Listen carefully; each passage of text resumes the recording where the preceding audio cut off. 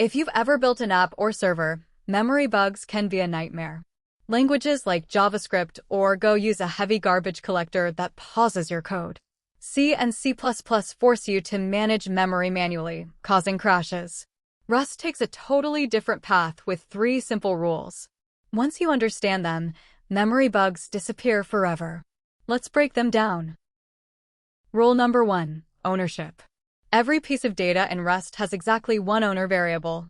When you assign S1 to S2, Rust doesn't duplicate the memory. It moves ownership to S2 and immediately invalidates S1. Why do we have this rule? In traditional code, 2 variables pointing to the same data cause double-free crashes when cleaned up. Rust guarantees memory is cleaned up exactly once, automatically, with 0 runtime overhead.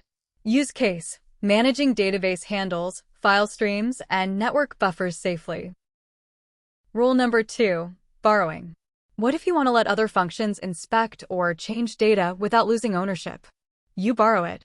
You can create as many shared read-only references as you want. But if you create a mutable write reference, it must be the only reference, no other readers or writers allowed. Why do we have this rule? It eliminates data races, where multiple threads modify shared memory simultaneously.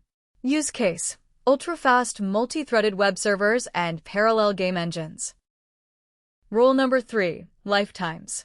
A lifetime is a compile time check ensuring references stay valid. The rule is simple: a reference can never outlive the data it points to. Why do we have this rule? It prevents dangling pointers, a major source of security exploits where code reads memory after it's been deleted. Use case: zero copy string slicing and high-speed data parsing with 0 runtime checks. To recap, 1 owner per value, many readers or 1 writer, and references that never outlive their source. 3 simple rules. 0 runtime cost. That's why Rust powers high-performance systems at Google, Amazon, and Microsoft. Follow for more software engineering guides.